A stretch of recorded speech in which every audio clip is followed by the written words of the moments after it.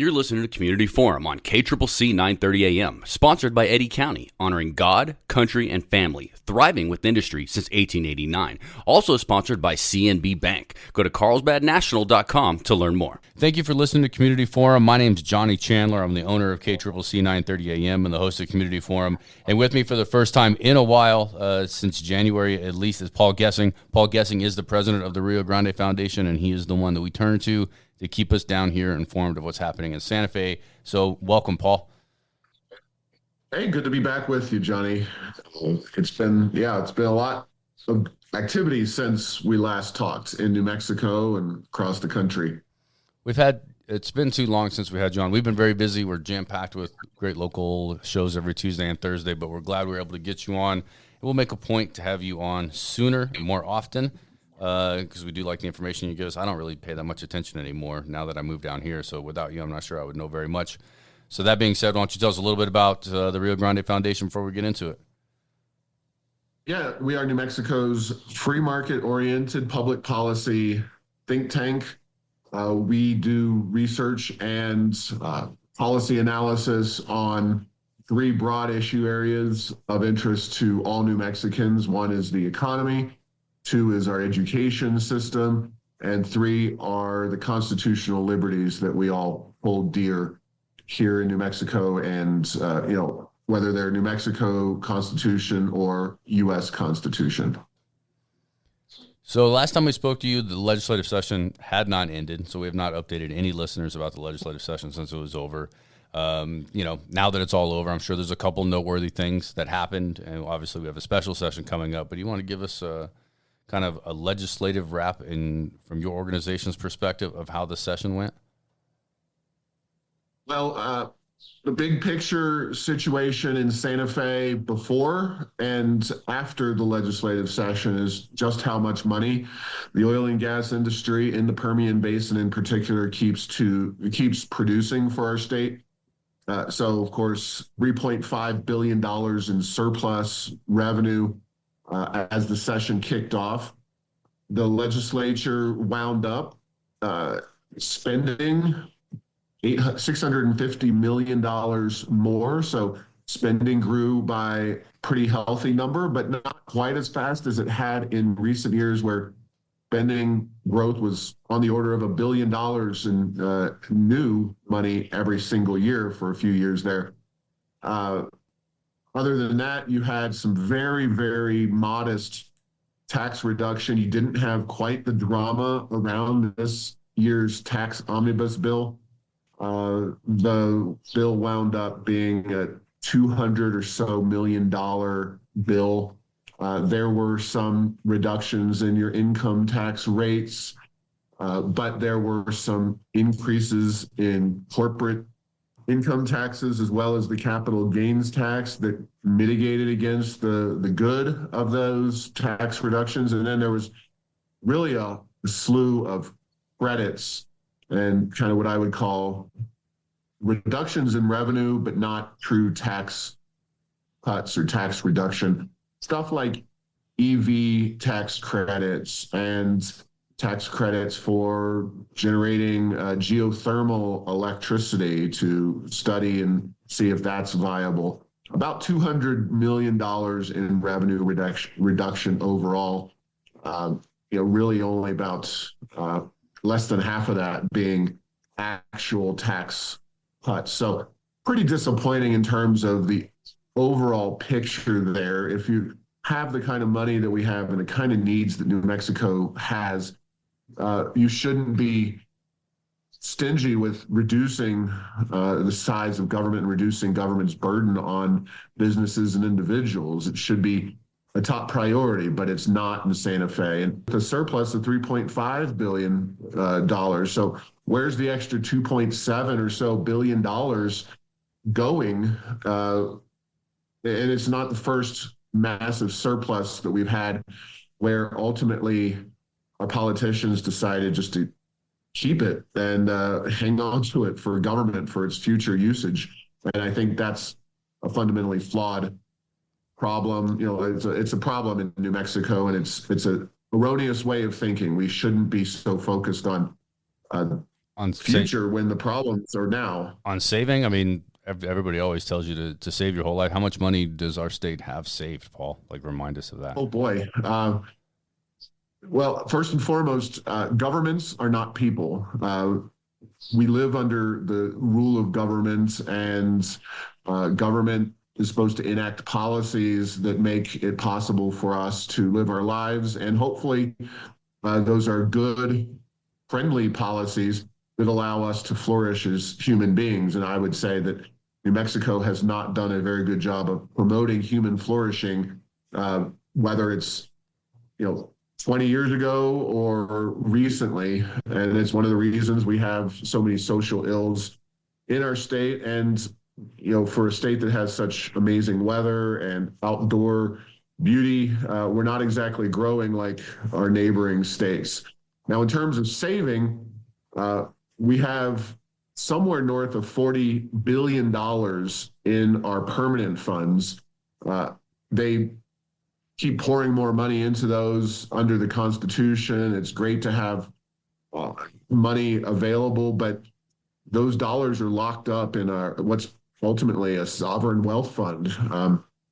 We have one of the very largest sovereign wealth funds in the nation and even around the world because of that money being available. Now, that's all great, but again, we have needs right now that I think the best use of those dollars is to put them in the pockets of individuals and businesses. So hoarding more money in governments, and that also trickles down to things like capital outlay funds. We have billions of dollars sitting around unspent in capital outlay. We have money under every couch cushion. I today used a metaphor that we're like a little old lady in our house who isn't able to afford food for ourselves or our many cats, but we've got bars of gold bullion sitting in the basements in the attic, and we really need to focus on ways that we can use these dollars to benefit our state.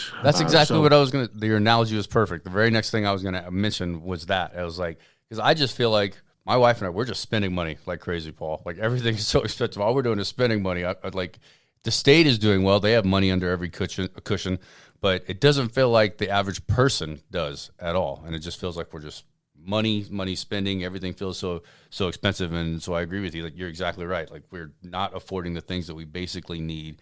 And everything feels way too expensive just on a personal level. But the state has an incredible amount of money and it's just sitting on it. Yeah, I actually wrote an article in National Review right at the end of the legislative session and called it Rich State, Poor People. And I think it encapsulates a lot about New Mexico's current status. I mentioned off air that I was in Roswell yesterday driving down 285. And, that road, there's certainly worse roads that you drive, but that is a very important road that needs to be repaired and improved. And you would think that with the kind of money we have in our budgets and in our government, that we would be at least working on our roads and infrastructure. But even that's not really the case. Now, on the other hand, and especially noticeable at night, when you get up around Vaughn and kind of the real flatlands up there, you see just how many windmills are going in around that area. Yeah, out there by Encino. It's crazy. Yep, Encino. And I think about those are construction workers as well. I don't know what the translatability is of some of those workers to paving roads and improving infrastructure, but boy, we're spending a lot on constructing these windmills, not just in the way of resources, but in the way of human capital. And I think that's something that's often overlooked by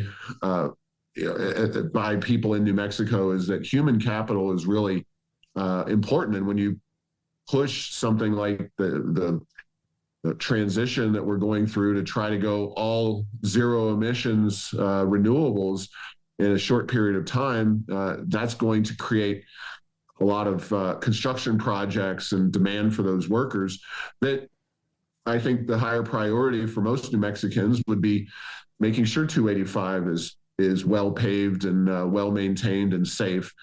Even a bigger, more critical road has gotten attention recently. I-40 is not in good shape throughout much of its route from the Arizona border to the Texas border. So I find the prioritization of needs and spending to be really quite frustrating coming from Santa Fe. And I expect most of your listeners probably feel the same way, because we could be doing incredibly well as a state, and we're just not. You're preaching to the choir, Paul. I mean, you drove to Roswell and back. You experience 285 every once in a while. It's worse the farther south you go.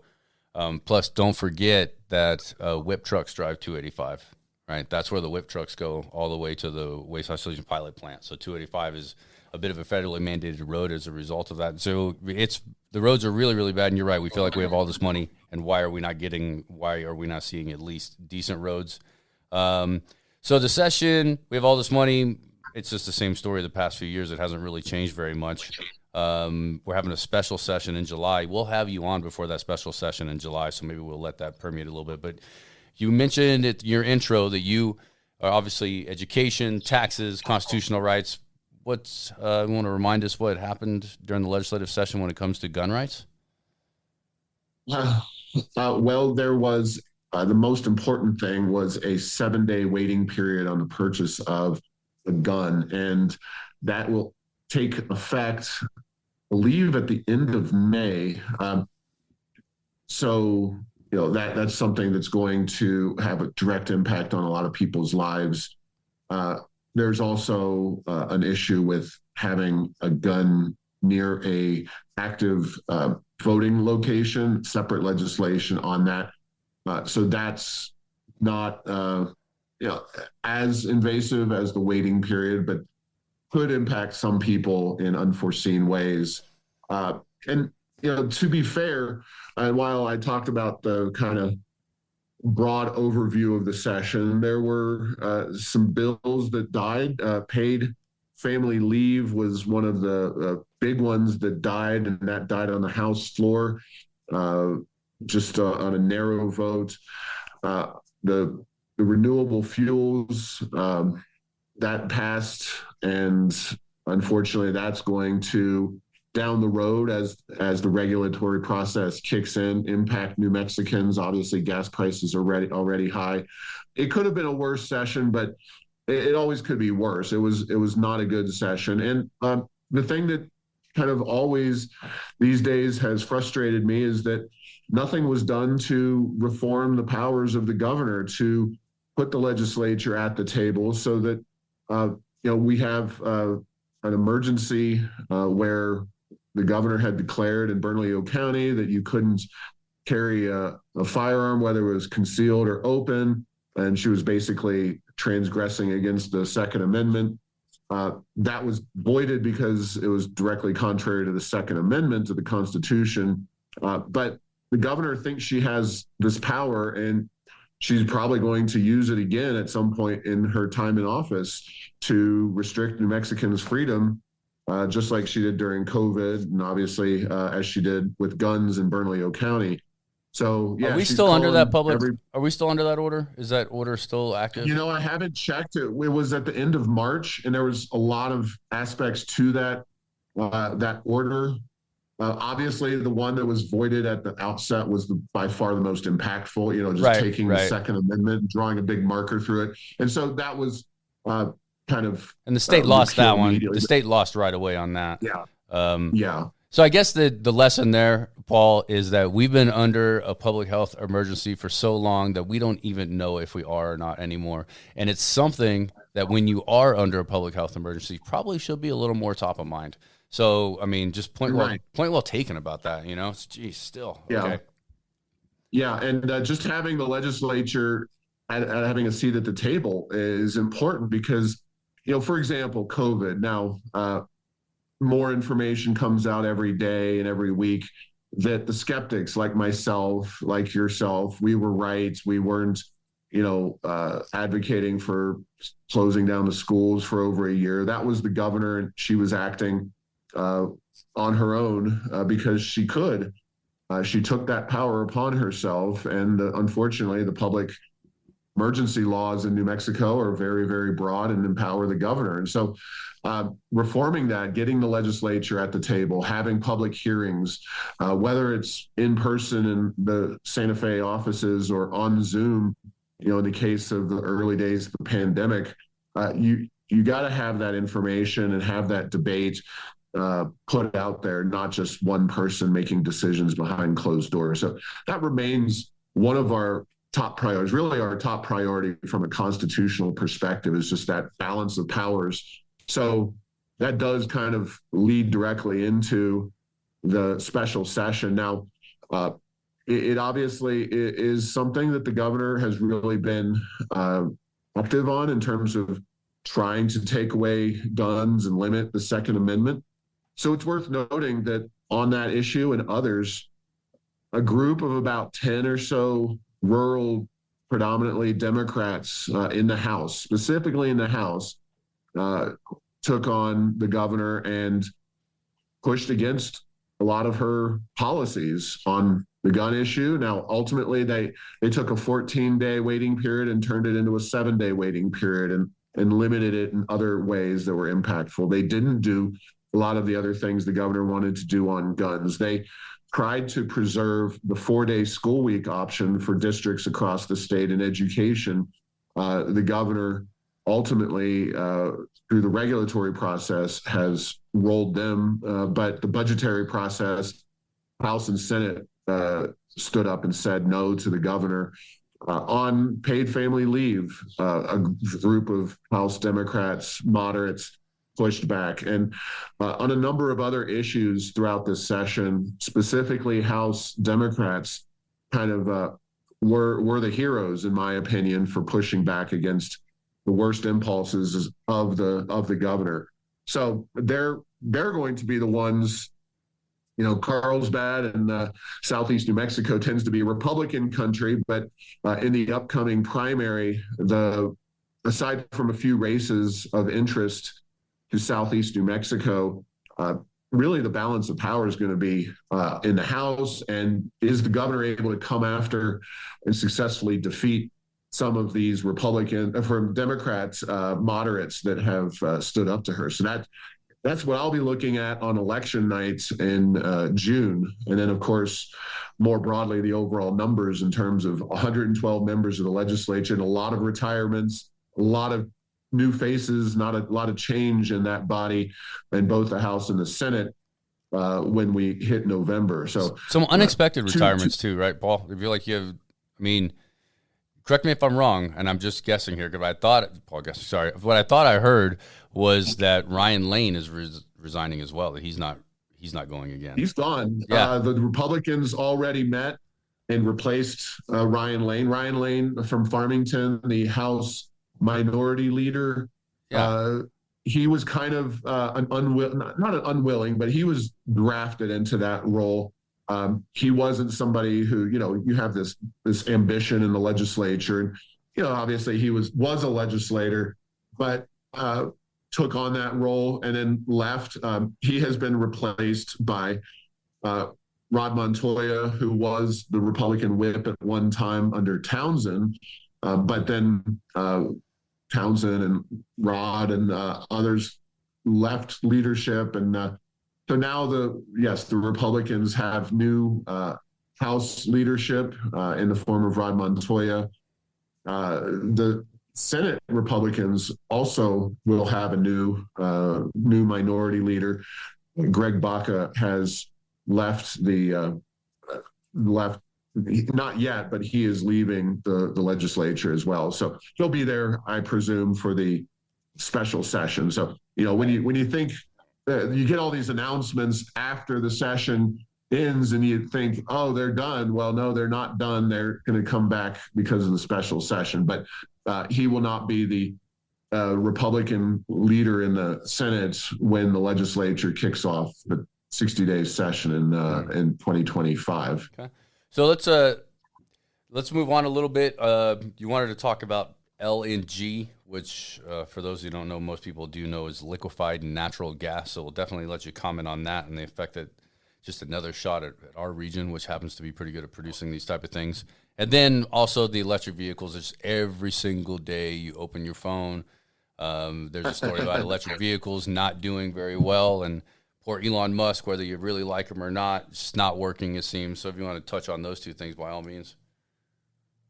Yeah, so the LNG thing, in January, President Biden, to placate, the only argument you can even come up with is to placate his radical environmental base, put a moratorium on permits for liquefied natural gas facilities that are involved in exporting LNG, as you say, to the countries that would like it across the globe. And I wrote an opinion piece that appeared in the Albuquerque Journal on Sunday, and some other media outlets are running it. And I started off with a question. What if I told you that one federal government policy could do the following: undermine Russia's war against Ukraine without the U.S. spending a dime, strengthen economic ties between the U.S. and Asian, Europe, and European nations, reduce CO2 emissions, increase tax revenues and American jobs, including right here in New Mexico. And that would be essentially to reinstate the market in LNG exports. And I have tracked this issue and followed it because it is such an important issue that does impact New Mexico, and because of our production of natural gas, doesn't come out in liquefied form, but what they do is they cool it and put it on ships that go across the globe.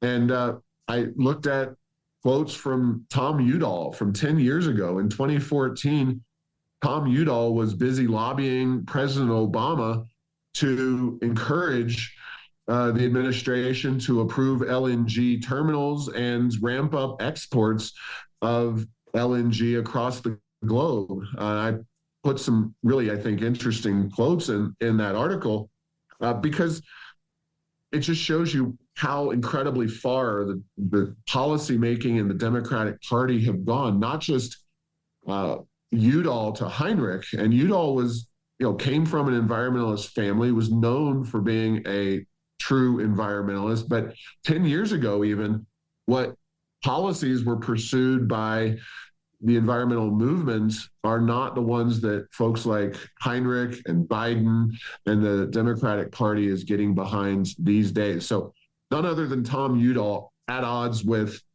Heinrich. And then, of course, Obama was a supporter of natural gas. And that's the leading way in which the United States has seen CO2 reductions, let alone nations across the globe who have benefited from the kind of early waves of LNG exports. And if we want to help China, Japan, Thailand get out of coal and get a greener economy, bringing more LNG to them is the way to go. And it'll happen to benefit New Mexicans, it'll benefit Americans. And it's unbelievable that this policy has been hijacked by true environmental radicals, people that would be at Tom Udall's throat, policy-wise at least. Yeah, it seems interesting, like what flipped in just 10 years. You know what I mean? Literally 10 years, yeah. Natural gas was a solution. It lowered CO2, kept our energy prices affordable, and now that's no longer good. I think the lesson here is if it has the word gas in it at all or it turns into a gas, they just don't like it.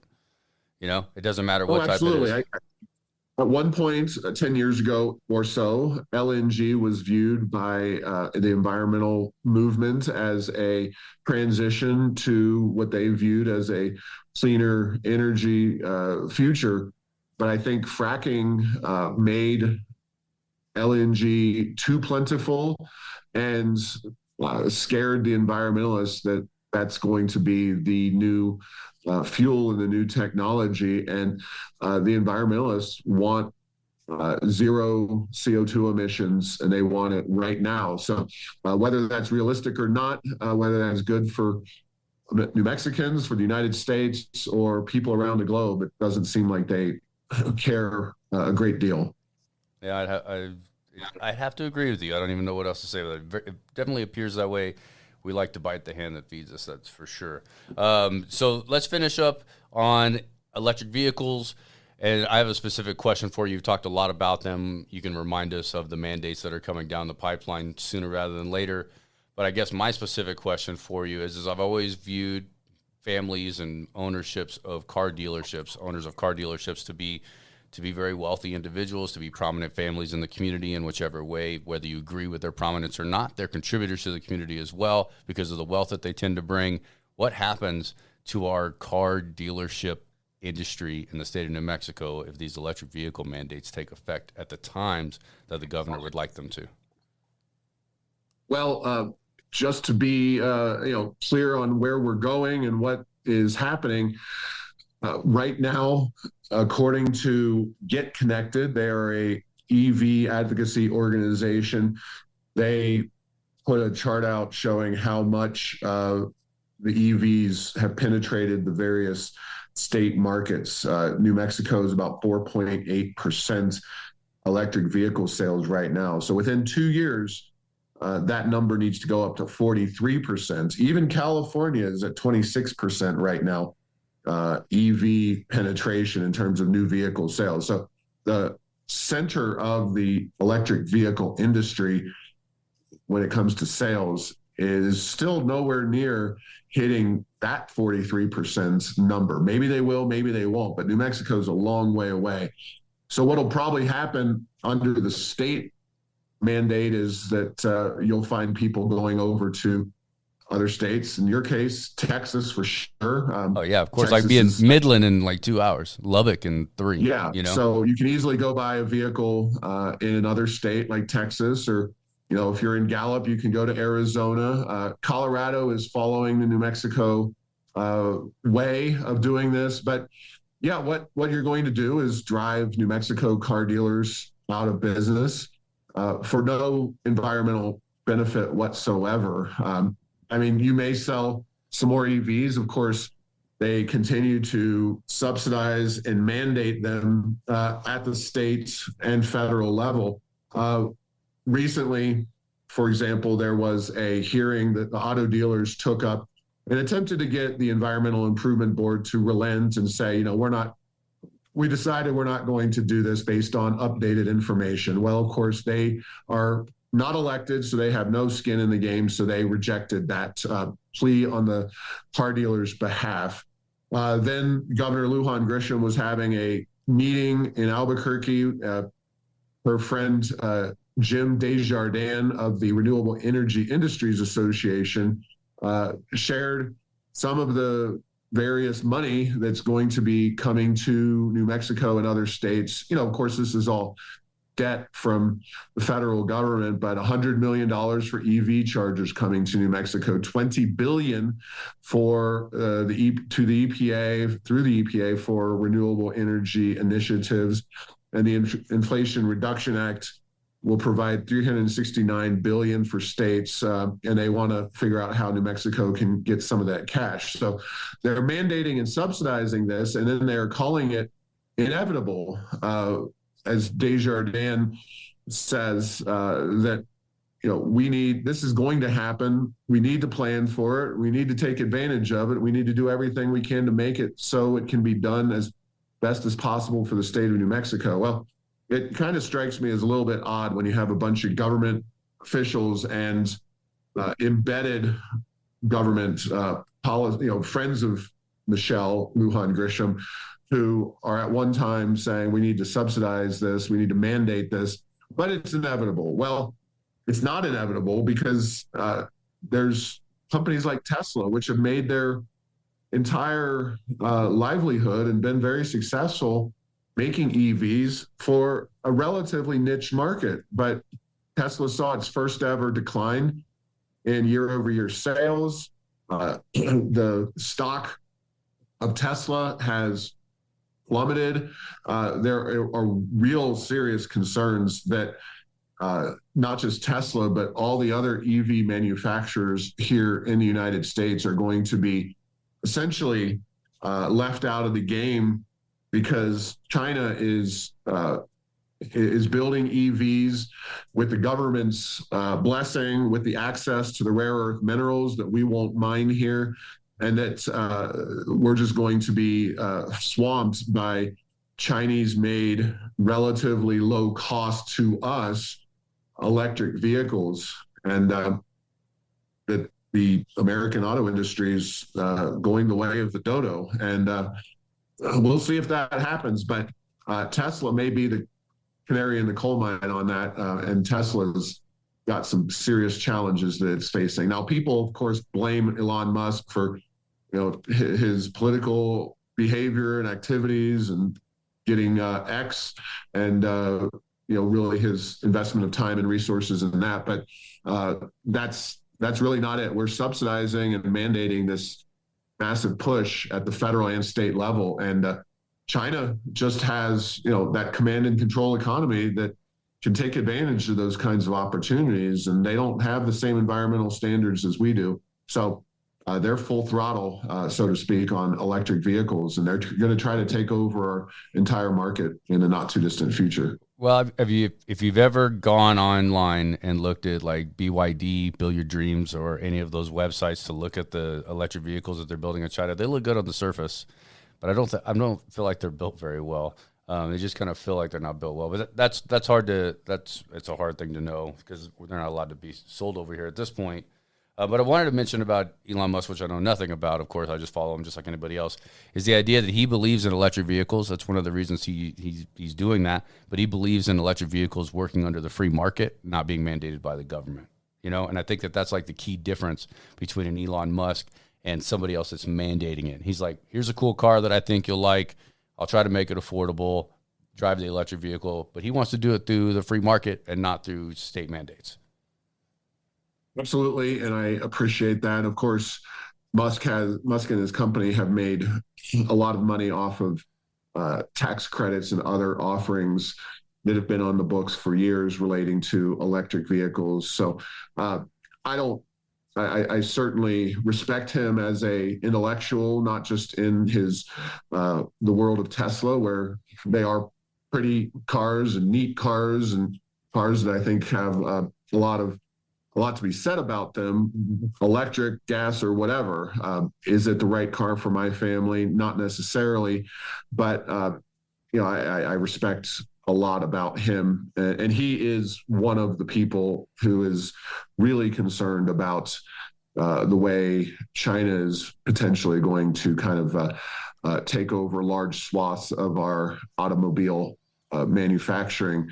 And I just tell people, we just passed a bill in Congress a couple of days ago that, among other things, dealt with banning TikTok. And, TikTok is an issue, and the Chinese government's access to your cell phone data is a real problem in my book. But imagine if, say, 50% of the vehicles on the road are EVs built by China. I think that is something that should be a lot more concerning to policymakers and New Mexicans, et cetera. I know President Trump has spoken up saying that he'll levy a big tariff on those vehicles, which I would just settle for if Trump pulled all the subsidies away from electric vehicles and tried to do something about the states that have gone kind of, in my opinion, crazy, following California's lead down this path of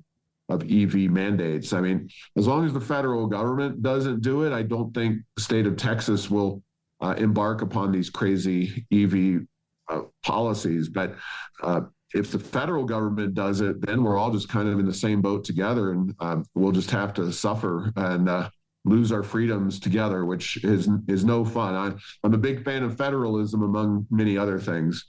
Yeah, I have to agree. Paul, that is it for us today, man. We are officially out of time. I would so real quick before we go, and you could obviously have a closing statement or a summary, whatever you'd like to say, of course, but so help remind us real quick of the special session. I want to have you on before the special session starts. That's July 16th is when it's scheduled for, I believe. So 18, 16, something like that. Yeah, 16th, 18th, and mid-July. So is there an agenda that will come out, a week before, 2 weeks before, a day before? How the agenda comes out, how long before they actually meet?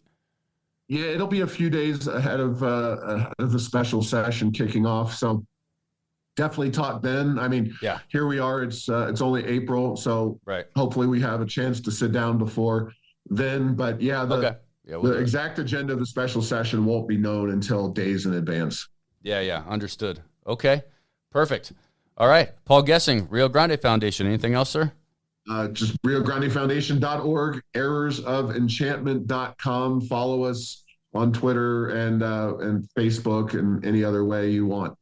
Yeah, everybody should. I co-sign that. Paul Gessing, Rio Grande Foundation President. Thank you, sir.